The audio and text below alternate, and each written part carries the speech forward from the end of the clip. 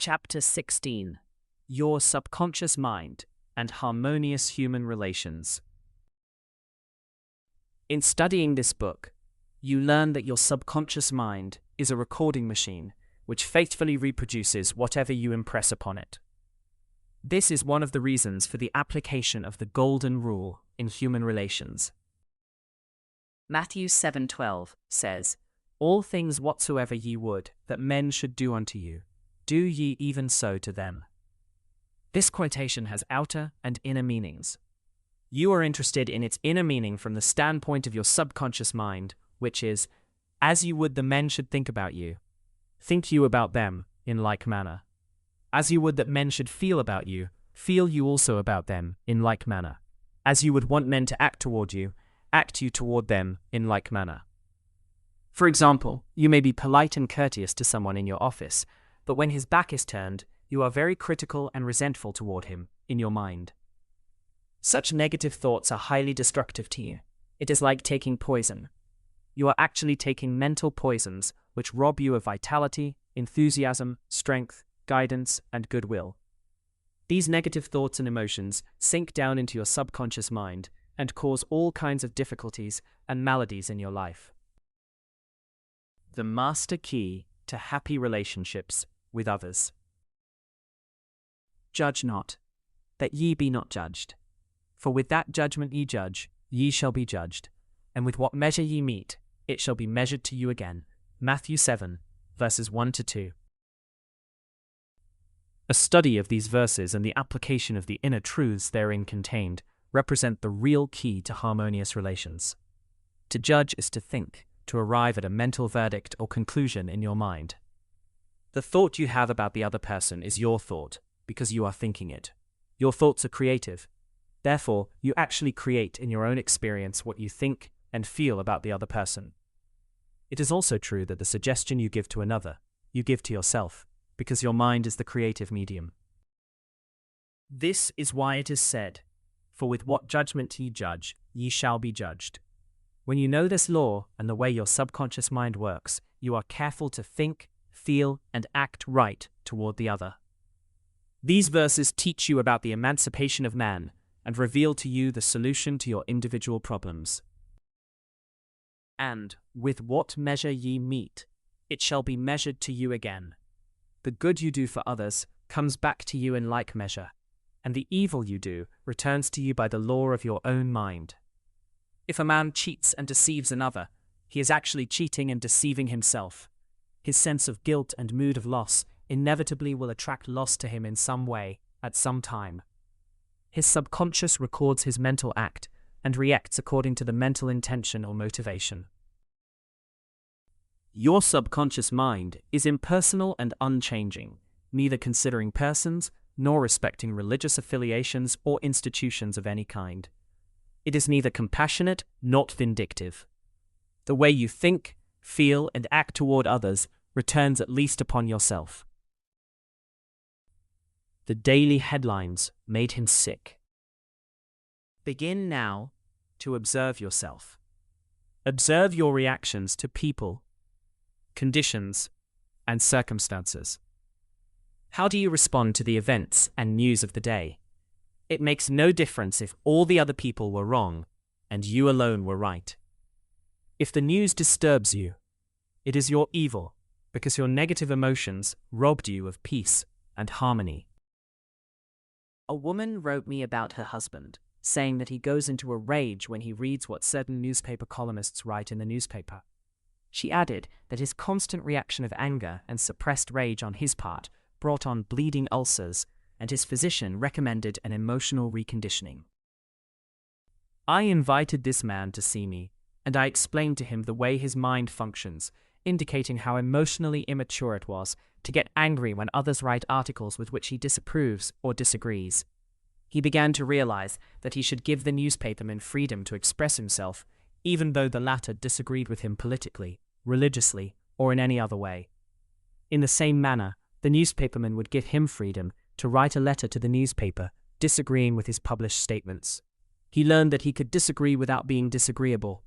He awakened to the simple truth that it is never what a person says or does that affects him, It is his reaction to what is said or done that matters. This explanation was the cure for this man, and he realized that with a little practice, he could master his morning tantrums. His wife told me, subsequently, that he laughed at himself, and also at what the columnists say. They no longer have power to disturb, annoy, or irritate him. His ulcers have disappeared due to his emotional poise and serenity. I hate women, but I like men. A private secretary was very bitter towards some of the girls in her office because they were gossiping about her, and as he said, spreading vicious lies about her. She admitted that she did not like women. She said, "I hate women, but I like men." I discovered also that she spoke to the girls who were under her in the office in a very haughty, imperious, and irritable tone of voice. She pointed out that they took delight in making things difficult for her. There was a certain pomposity in her way of speaking, and I could see where her tone of voice would affect some people unpleasantly. If all the people in the office or factory annoy you, isn't it a possibility that the vibration, annoyance, and turmoil may be due to some subconscious pattern or mental projection from you? We know that a dog will react ferociously if you hate or fear dogs. Animals pick up your subconscious vibrations and react accordingly. Many undisciplined human beings are just as sensitive as dogs, cats, and other animals. I suggested a process of prayer to this private secretary who hated women, explaining to her that when she began to identify herself with spiritual virtues and commenced to affirm the truths of life, her voice, mannerisms, and hatred of women would completely disappear. She was surprised to know that the emotion of hatred shows up in a person's speech, actions, in his writings, and in all phases of his life. She ceased reacting in the typical, resentful, and angry way. She established a pattern of prayer, which she practiced regularly, systematically, and conscientiously in the office. The prayer was as follows: I think, speak, and act lovingly, quietly, and peacefully. I now radiate love, peace, tolerance, and kindness to all the girls who criticized me and gossiped about me. I anchor my thoughts on peace, harmony, and goodwill to all. Whenever I am about to react negatively, I say firmly to myself, I am going to think, speak, and act from the standpoint of the principle of harmony, health, and peace within myself. Creative intelligence leads, rules, and guides me in all my ways. The practice of this prayer transformed her life, and she found that all criticism and annoyance ceased. The girls became co-workers and friends along life's journey. She discovered that there is no one to change but myself. His inner speech held back his promotion. One day, a salesman came to see me and described his difficulties in working with the sales manager of his organization. He had been with the company 10 years and had received no promotion or recognition of any kind. He showed me his sales figures, which were greater proportionately than the other men in the territory. He said that the sales manager did not like him, that he was unjustly treated, and that at conferences the manager was rude to him and at times ridiculed his suggestions. I explained that undoubtedly the cause was to a great degree within himself, and that his concept and belief about his superior bore witness to the reaction of this man. The measure we meet shall be measured to us again. His mental measure or concept of the sales manager was that he was mean and cantankerous. He was filled with bitterness and hostility toward the executive. On his way to work, he conducted a vigorous conversation with himself, filled with criticism, mental arguments, recriminations, and denunciations of his sales manager. What he gave out mentally, he was inevitably bound to get back. This salesman realized that his inner speech was highly destructive because of the intensity and force of his silent thoughts and emotions, and personally conducted mental condemnation and vilification of the sales manager entered into his own subconscious mind. This brought about the negative response from his boss, as well as creating many other personal, physical, and emotional disorders. He began to pray frequently, as follows: I am the only thinker in my universe. I am responsible for what I think about my boss. My sales manager is not responsible for the way I think about him. I refuse to give power to any person, place, or thing to annoy me or disturb me. I wish health, success, peace of mind, and happiness for my boss. I sincerely wish him well, and I know he is divinely guided in all his ways. He repeated this prayer out loud, slowly, quietly, and feelingly, knowing that his mind is like a garden, and that whatever he plants in the garden will come forth like seeds after their kind. I also taught him to practice mental imagery prior to sleep in this way. He imagined that his sales manager was congratulating him on his fine work, on his zeal and enthusiasm, and on his wonderful response from customers. He felt the reality of all this, felt his handshake, heard the tone of his voice, and saw him smile. He made a real mental movie, dramatizing it to the best of his ability. Night after night he conducted this mental move, knowing that his subconscious mind was the receptive plate on which his conscious imagery would be impressed. Gradually, by a process of what may be termed mental and spiritual osmosis, the impression was made on his subconscious mind, and the expression automatically came forth. The sales manager subsequently called him up to San Francisco, congratulated him, and gave him a new assignment as division sales manager over 100 men with a big increase in salary. He changed his concept and estimate of his boss, and the latter responded accordingly. Becoming emotionally mature. What the other person says or does cannot really annoy or irritate you, except you permit him to disturb you. The only way he can annoy you is through your own thought. For example, if you get angry, you have to go through 4 stages in your mind. You begin to think about what he said. You decide to get angry and generate an emotion of rage. Then you decide to act.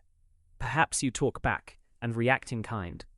You see that the thought, emotion, reaction, and action all take place in your mind.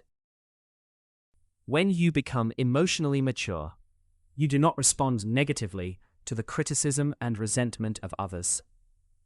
To do so would mean that you had descended to that state of low mental vibration and become one with the negative atmosphere of the other. Identify yourself with your aim in life and do not permit any person, place, or thing to deflect you from your inner sense of peace, tranquility, and radiant health. The meaning of love in harmonious human relations. Sigmund Freud, the Austrian founder of psychoanalysis, said that unless the personality has love, it sickens and dies. Love includes understanding, goodwill, and respect for the divinity in the other person. The more love and goodwill you emanate and exude, the more comes back to you. If you puncture the other fellow's ego and wound his estimate of himself, you cannot gain his goodwill. Recognize that every man wants to be loved and appreciated and made to feel important in the world. Realize that the other man is conscious of his true worth, and that, like yourself, he feels the dignity of being an expression of the one life principle animating all men. As you do this consciously and knowingly, you build the other person up, and he returns your love and goodwill. He hated audiences. An actor told me that the audience booed and hissed him on his first appearance on the stage. He added that the play was badly written and that undoubtedly he did not play a good role. He admitted openly to me that for months afterward he hated audiences. He called them dopes, dummies, stupid, ignorant, gullible, etc. He quit the stage in disgust and went to work in a drugstore for a year. One day, a friend invited him to hear a lecture in Town Hall, New York City, on how to get along with ourselves. This lecture changed his life. He went back to the stage and began to pray sincerely for the audience and himself. He poured out love and goodwill every night before appearing on the stage. He made it a habit to claim that the peace of God filled the hearts of all present, and that all present were lifted up and inspired. During each performance, he sent out love vibrations to the audience. Today, he is a great actor, and he loves and respects people. His goodwill and esteem are transmitted to others and are felt by them. Handling difficult people. There are difficult people in the world who are twisted and distorted mentally. They are malconditioned. Many are mental delinquents, argumentative, uncooperative, cantankerous, cynical, and sour on life. They are sick psychologically. Many people have deformed and distorted minds, probably warped during childhood. Many have congenital deformities. You would not condemn a person who had tuberculosis, nor should you condemn a person who is mentally ill. No one, for example, hates or resents a hunchback. There are many mental hunchbacks. You should have compassion and understanding. Misery loves company. The hateful, frustrated, distorted, and twisted personality is out of tune with the infinite. He resents those who are peaceful, happy, and joyous. Usually he criticizes, condemns, and vilifies those who have been very good and kind to him. His attitude is this: why should they be so happy when he is so miserable? He wants to drag them down to his own level. Misery loves company. When you understand this, you remain unmoved, calm, and dispassionate. The practice of empathy in human relations. A girl visited me recently, stating that she hated another girl in her office. She gave her reason that the other girl was prettier, happier, and wealthier than she, and in addition was engaged to the boss of the company where they worked. One day after the marriage had taken place, the crippled daughter, by a former marriage, of the woman whom she hated, came into the office. The child put her arms around her mother and said, "Mummy, Mummy, I love my new daddy. Look what he gave me." She showed her mother a wonderful new toy. She said to me, "My heart went out to that little girl, and I knew how happy she must feel." I got a vision of how happy this woman was. All of a sudden I felt love for her, and I went into the office, wished her all the happiness in the world, and I meant it. In psychological circles today, this is called empathy, which simply means the imaginative projection of your mental attitude into that of another. She projected her mental mood or the feeling of her heart into that of the other woman, and began to think and look out through the other woman's brain. She was actually thinking and feeling as the other woman, and also as the child, because she likewise had projected herself into the mind of the child. She was looking out from that vantage point on the child's mother. If tempted to injure or think ill of another, project yourself mentally into the mind of Moses and think from the standpoint of the 10 Commandments. If you are prone to be envious, jealous, or angry, project yourself into the mind of Jesus and think from that standpoint, and you will feel the truth of the words, "Love ye one another." Appeasement never wins. Do not permit people to take advantage of you and gain the point by temper tantrums, crying jags, or so-called heart attacks. These people are dictators who try to enslave you and make you do their bidding. Be firm but kind, and refuse to yield. Appeasement never wins. Refuse to contribute to their delinquency, selfishness, and possessiveness. Remember, do that which is right. You are here to fulfill your ideal and remain true to the eternal verities and spiritual values of life, which are eternal. Give no one in all the world the power to deflect you from your goal, your aim in life, which is to express your hidden talents to the world, to serve humanity, and to reveal more and more of God's wisdom, truth, and beauty to all people in the world. Remain true to your ideal.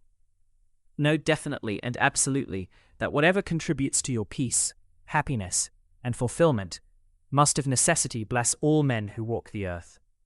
The harmony of the part is the harmony of the whole, for the whole is in the part, and the part is in the whole.